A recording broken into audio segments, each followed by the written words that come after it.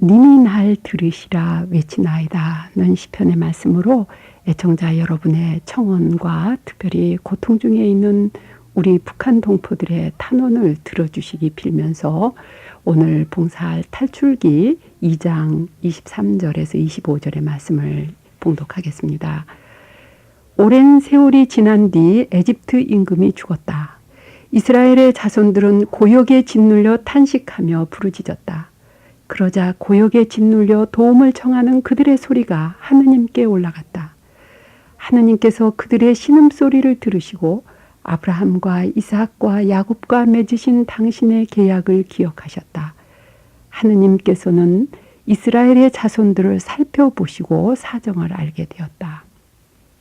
이 짧은 구절에서 고역에 짓눌려라는 말이 두 번씩 반복되고 탄식, 부르짖음, 신음소리라는 이 낱말로서 에집트에서 얼마나 이스라엘 백성들이 고역에 시달리고 있었는지를 나타내주고 있어요.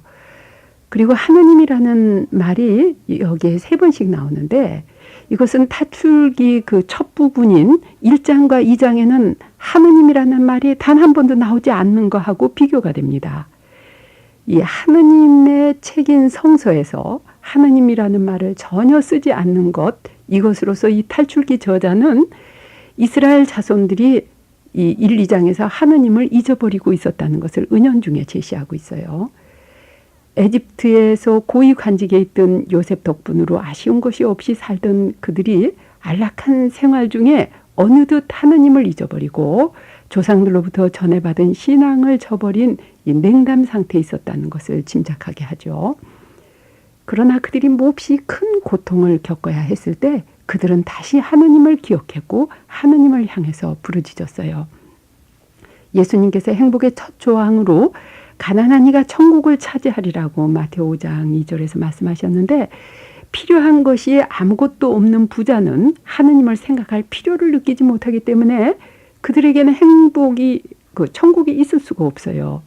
그러나 가난한 사람은 어쩔 수 없이 하느님께 탄원하게 되고 더 높은 곳을 향해서 부르짖는 중에 구원의 크신 능력을 체험하게 되거든요. 여기서 가난한 사람이란 물질의 결핍뿐 아니라 온갖 종류의 고역에 짓눌린 사람들, 자신의 힘으로는 도저히 그 고통에서 헤어나올 수 없는 무력한 사람들을 가리킵니다. 그들은 마치 하늘에서 비가 내리면 물이 고이지만 즉시 메말라서 바닥이 드러나는 작은 그 바닥이 얕은 샘과도 같다고 봅니다. 이 샘이 깊은 우물은 퍼낼수록 수량이 풍부하고 모자람이 없지만 이 바닥 얕은 우물은 몇 동이만 줄고 퍼내도 즉시 바닥이 드러나고 말잖아요.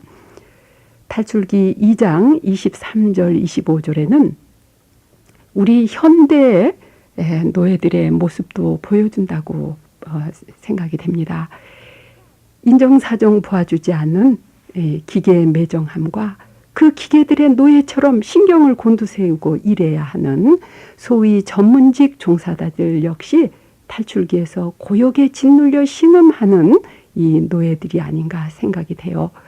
저는 매번 방송을 하면서 얼마나 마음이 쪼들리고 시간에 쪼들리면서 거의 폭행을 당한다고 생각이 될 만큼 너무나 그 고통스러운 상황에서 일을 하고 있는 많은 전문직 종사자들을 이 출애굽기 노예들의 상태하고 자주 비교하게 됐습니다.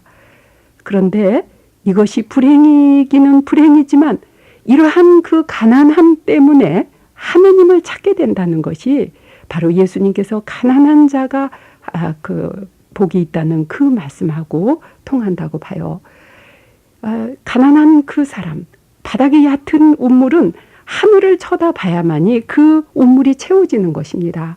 그래서 끊임없이 하늘을 향해서 울부짖게 되고 하느님의 구원을 체험하게 된다는 말이 되죠. 이 시간에도 방송국 스튜디오에서 직장의 사무실, 학교의 연구실, 이 모든 전문직 종사자들이 시간에 쫓기면서 글을 쓰고 일을 해야 하는 모든 그 짓눌린 억눌림에서 해방시켜 주시기를, 또 공부와 시험에 짓눌려서 신음하는 우리 수험생들에게 이 탈출기의 말씀이 구원으로 임하시기를 간절히 기도드립니다. 고역에 짓눌려 탄식하며 부르짖는 탈출기에 가난한 사람들의 부르짖음을 들으시는 분은 어떤 인간이 아니라 바로 하느님이심을 오늘의 말씀은 알려주고 있어요.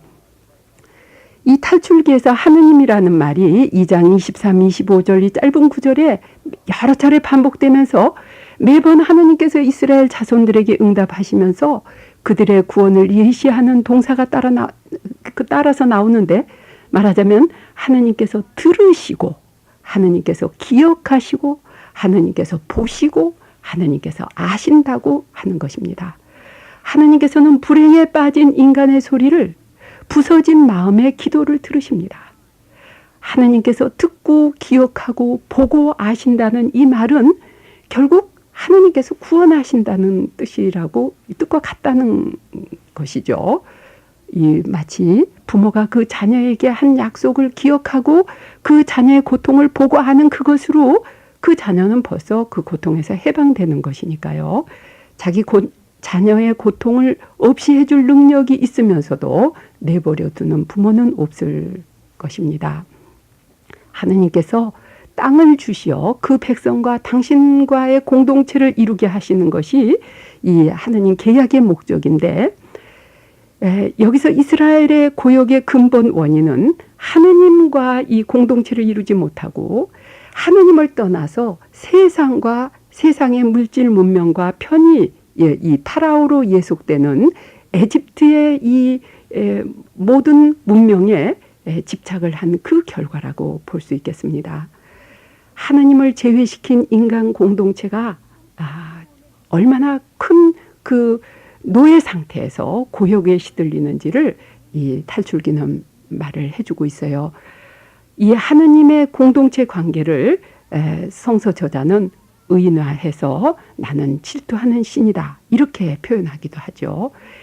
이스라엘의 고역과 짓눌림, 탄식은 다 어둡고 고통스러운 것이지만 그러한 고통이 있어야 새로 나는 계기가 되고 인간이 하느님을 향해서 바로 살 수 있는 길이 됨을 묵상하면서 애청자 여러분 각자의 고통과 우리 민족의 고통으로 우리 모두가 주님께로 향해서 우리의 삶을 돌이킬 은혜를 청합니다. 아멘.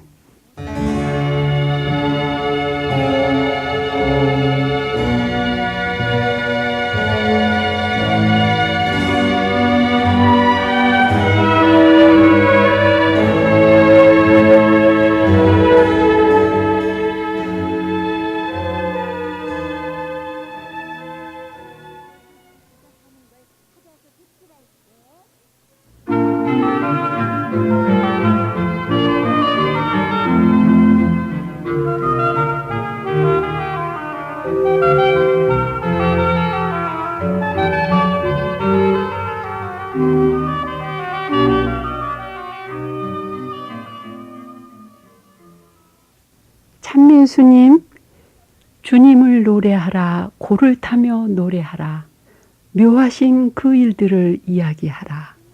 시편 105편 2절의 찬미로 애청자 여러분을 하느님의 산에 초대하면서 탈출기 3장 1절에서 6절의 말씀을 봉사하겠습니다. 모세가 미디안의 사제인 장인 이드로의 양떼를 치던 중 양떼를 몰고 광야를 지나 하느님의 산 호렙으로 갔을 때 주님의 천사가 떨기 한가운데로부터 솟아오르는 불꽃 속에서 그에게 나타났다.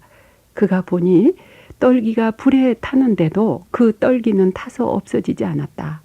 모세는 내가 가서 이 놀라운 광경을 보아야겠다. 저 떨기가 왜 타버리지 않을까 하고 생각하였다. 모세는 에집트 왕궁을 떠나온 이래로 메마른 사막지대 미디안에서 양떼를 치는 목자로 고요와 명상으로 자신도 모르는 중에 하느님을 만날 준비를 했다고 봅니다.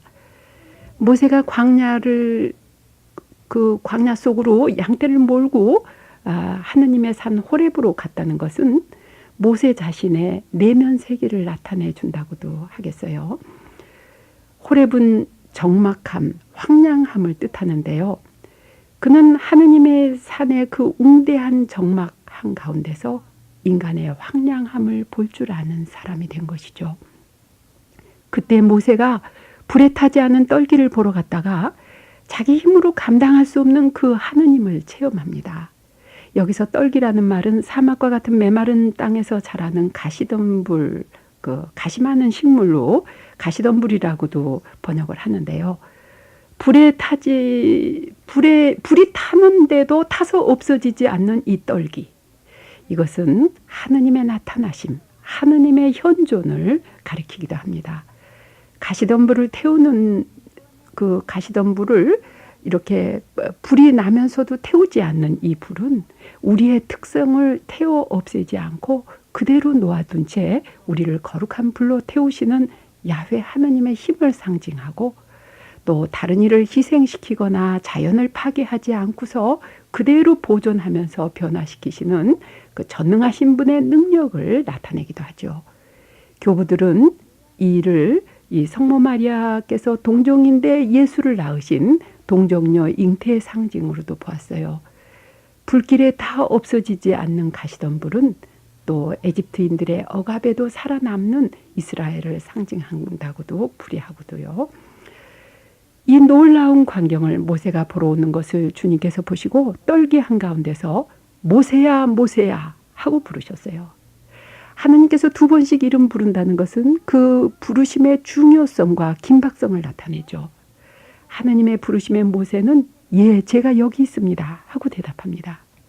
이로써 모세는 하나님의 목소리를 듣는 하나님의 사람으로 변화되는 것입니다.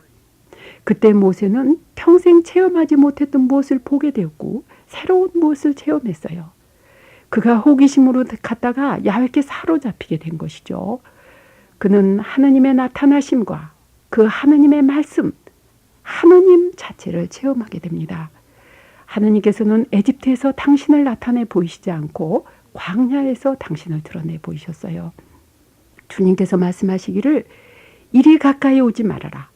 내가 서 있는 곳은 거룩한 땅이니 내 발에서 신을 벗어라. 이 신발을 벗는다는 것은 소유의 포기, 겸손의 상징입니다. 또한 모세가 이 방 안에서처럼 신발을 벗는다는 것은 하나님과의 친밀한 관계, 이 만남의 깊이를 나타내는 것으로도 해설하죠.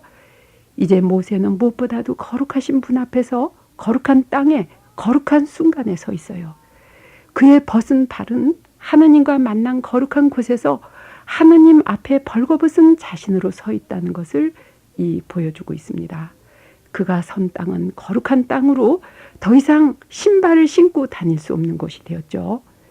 신발을 벗고 큰 두려움에 사로잡힌 모세에게 주님께서는 계속 말씀하십니다. 나는 내 아버지의 하느님, 곧 아브라함의 하느님, 이삭의 하느님, 야곱의 하느님이다. 이 하느님이 모세의 조상의 하느님이라고 말하시는 이유는 하나님께서 당신의 사람들인 그 성조들을 보호하시고 약속하신 것처럼 모세도 하나님의 사람이 되라는 뜻으로 이렇게 말씀하시는 것입니다. 또 하나님의 사람으로 불러주신 것이죠. 하나님께서 이름 불러주심으로써 하나님의 사람이 되고 단순한 목동 한 가정의 가장이었던 모세가 고통 중에 있는 그의 백성을 구원할 인도자로 부르심을 받게 되는 것을 오늘 말씀은 얘기해 주십니다. 우리가 그리스도인으로 하나님께 불림을 받았기에 우리 역시 하나님의 사람이 되고 그리스도의 사람으로서 모세처럼 그리스도 예수님처럼 고통하는 사람들을 돕고 그들을 구원할 사명을 받았음을 이 말씀으로서 또 우리는 생각할 수가 있습니다. 모세 이름을 두 번씩 이렇게 부르신 하느님.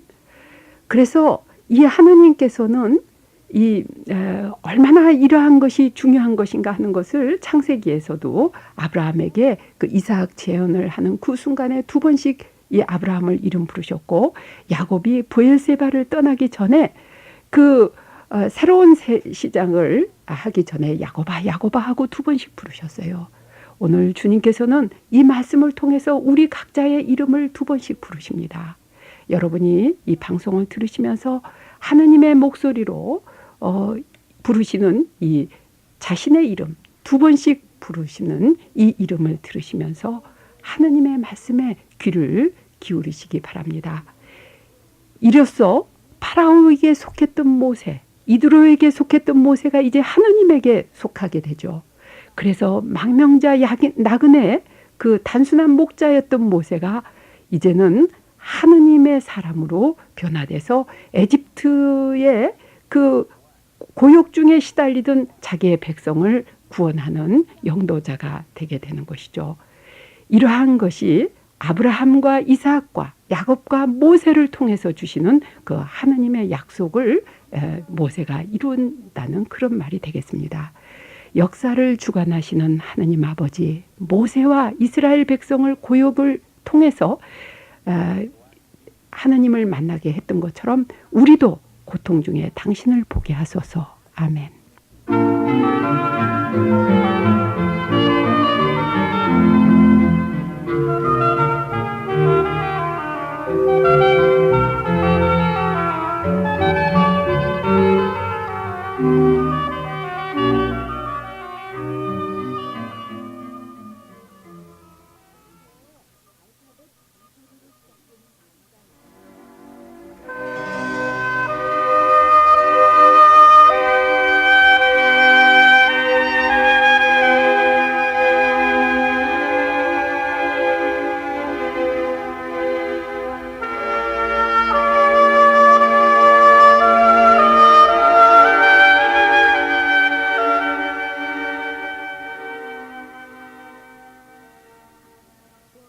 참미 예수님, 주께서 드높은 성소에서 내려다보시고 하늘에서 땅을 굽어보시고 포로들의 탄식을 들으셨나이다.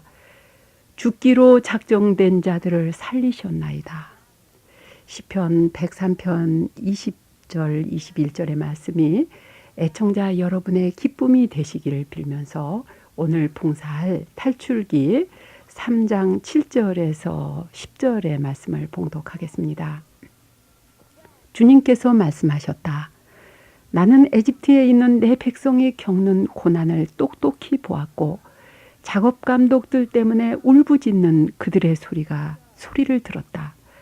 정녕 나는 그들의 고통을 알고 있다. 그래서 내가 그들을 에집트인들의 손아귀에서 구하여 그 땅에서 저 좋고 넓은 땅, 젖과 꿀이 흐르는 땅, 곧 가나안족과 헷족과 아모리족과 브리스족과 히위족과 여부스족이 사는 곳으로 데리고 올라가려고 내려왔다. 이제 이스라엘의 자손들이 울부짖는 소리가 나에게 다다랐다. 나는 에집트인들이 그들을 억누르는 모습도 보았다. 내가 이제 너를 파라오에게 보낼 터이니 내 백성 이스라엘의 자손들을 에집트에서 이끌어내어라. 모세가 미디안에서 이드로의 사위가 되어 목자 생활을 하고 있는 동안 에집트에 있는 히브리인들은 가중된 고통으로 울부짖습니다. 견딜 수 없는 육체의 아픔과 고달픔, 마음의 쓰라림과 정신적인 고통으로 공경에 처한 사람들에게는 울부짖음만이 그들을 살아가게 하는 유일한 힘이 되는 경우가 많죠.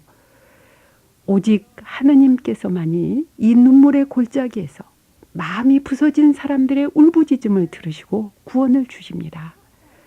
3장 7절에서 10절의 그 짧은 문장에 울부짖음, 고난, 고통, 억누름 이런 단어가 5번씩 나오고 하느님 친히 내가 구원하리라 하시면서 당신 자신을 나라고 하는 1인칭 주어로 하느님께서 말씀하시는 것이 5번씩 나오죠.